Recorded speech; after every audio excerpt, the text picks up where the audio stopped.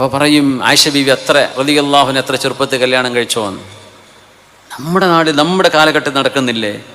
ഇപ്പൊ നമുക്ക് ആലോചിക്കുമ്പോൾ അല്ലാഹ് നമ്മുടെ ഉമ്മ പാവട്ടോ, 12 വയസ്സിലൊക്കെ ഉമ്മ പ്രസവിച്ചു എന്ന് പറയും. പടച്ചോനെ എന്തൊരു വലിയ പാവായി പോയി. നമുക്ക് നമ്മുടെ 20-ാം നൂറ്റാണ്ടിലും 21-ാം നൂറ്റാണ്ടിലുമായി കിടക്കുന്നത് 1400 കൊല്ലങ്ങൾക്ക് മുമ്പ് ആയിഷ ബീവി റളിയല്ലാഹു അൻഹയെ വിവാഹം ചെയ്തത് നബി തങ്ങൾക്കോ തങ്ങളുടെ കുടുംബത്തിനോ ആയിഷ ബീവിക്കോ തങ്ങളുടെ ശത്രുക്കൾക്കോ പോലും ഒരു വ്യത്യസ്ത സംഭവമായിട്ട് പോലും തോന്നിയില്ല എന്നത് നമ്മൾ ചരിത്രം വായിക്കണം. തങ്ങളുടെ ഏതെങ്കിലും ശത്രുക്കൾ നബിയെ അപമാനിച്ചുകൊണ്ട് പറഞ്ഞോ ആയിഷ ബീവി കല്യാണം കഴിച്ചു? ആരും പറഞ്ഞിട്ടില്ല. എന്തേ? എത്രയോ ഫ്രഞ്ച് രാജാക്കന്മാർ, ഇംഗ്ലണ്ടിലെ രാജാക്കന്മാർ, വെസ്റ്റേൺ രാജാക്കന്മാർ കല്യാണം കഴിച്ചവരുടെ ഭാര്യമാരുടെ വയസ്സൊന്ന് ചരിത്രത്തിൽ നോക്കിയാൽ മനസ്സിലാവും. അവരാണ് ഇപ്പൊ ഈ കൊഞ്ഞനം കാണിക്കുന്നത്.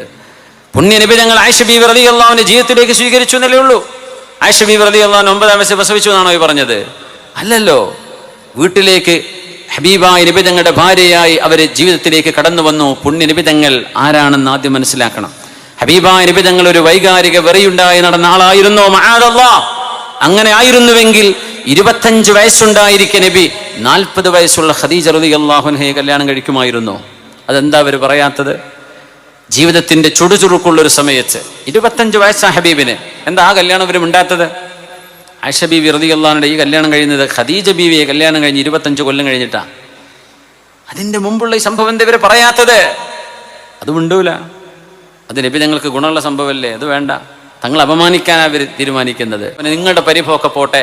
ആയിഷ ബീവി റളിയല്ലാഹു അൻഹ ജീവിതത്തിൽ എപ്പോഴെങ്കിലും പറഞ്ഞിട്ടുണ്ടോ ഇന്നെന്തിനാ ചെറുപ്പത്തിൽ കല്യാണം കഴിച്ചത്?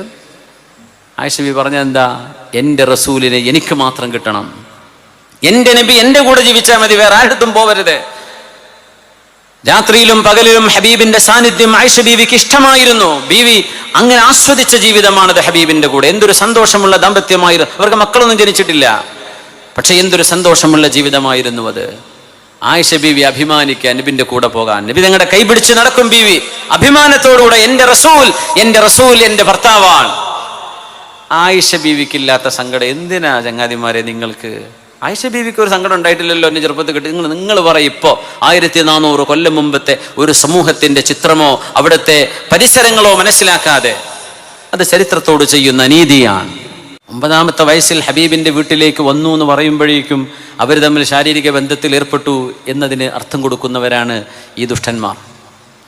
പുണ്യ നബി തങ്ങൾ എൻഗേജ്മെന്റ് ചെയ്യുകയോ ഹബീബിന്റെ കൂടെ ഭാര്യയായി വീട്ടിലേക്ക് വരികയോ ചെയ്യുന്നത് ഒരു പിഞ്ചു ബാലികയെ അങ്ങനെ ശാരീരിക ബന്ധത്തിൽ ഏർപ്പെട്ടു എന്ന് ഈ ദുഷ്ടന്മാർക്ക് തോന്നുന്നുണ്ടാകാം. അത് പുണ്യ നബി സ്വല്ലല്ലാഹു അലൈഹി വസല്ലം തങ്ങളുടെ രീതിയല്ല. സ്വല്ലല്ലാഹു അലൈഹി വസല്ലം പക്വതയുണ്ട് നബി തങ്ങൾക്ക്. ഈ ഉമ്മത്തിനെ പഠിപ്പിച്ചവരാണ് എന്താണ് ജീവിതമെന്ന്. സ്വല്ലല്ലാഹു അലൈഹി വസല്ലം ഖദീജ ബീവിയുടെ കൂടെ ഇങ്ങനെ ജീവിച്ചൊരു പുണ്യ റസൂലിന്റെ മേൽ ഇങ്ങനൊരു ആരോപണം ചാർത്തുമ്പോൾ അതൊരു പ്രവാചകരായിരിക്കെ, പ്രവാചകത്വം കിട്ടിയതിന് ശേഷം അള്ളാഹുവിന്റെ ഹബീബിന് സ്വയം തീരുമാനം ചെയ്യുക സാധ്യമല്ല. അള്ളാഹ് പറഞ്ഞതിന് നബിക്ക് ചെയ്യേണ്ടി.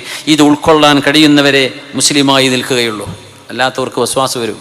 എൻ്റെ ഹബീബ് ചെയ്തത് ന്യായമാണ്, അതിൻ്റെ ഹിക്മത്ത് എനിക്ക് മനസ്സിലായില്ലായിരിക്കാം, പക്ഷെ അള്ളാഹു ഹക്കീമാണ്. പുണ്യ നിബിധങ്ങൾ ഒരാളോടും ഒരു ഉറുമ്പിനോട് പോലും ഒരു ഉപദ്രവവും വേദനയും ചെയ്യാത്തവരാണ്. ഒരാളോട് പോലും ഒരു അനീതിയും ഹബീബ് ചെയ്തിട്ടില്ല. എങ്കിൽ അവിടുന്ന് ചെയ്തതിൽ ഹിക്മത്തിൻ യറാഹല്ലാഹ്, അള്ളാഹു നിശ്ചയിച്ച ഒരു ഹിക്മത്തിനാണ്. അത്രയേ അതിലുള്ളൂ. തങ്ങളായിരിക്കെ പ്രവാചകരല്ല, നബിയല്ല. തങ്ങൾ നബിയല്ലാതിരുന്ന സമയത്ത് തങ്ങളുടെ ഇഷ്ടം തങ്ങൾക്ക് ചെയ്യാം.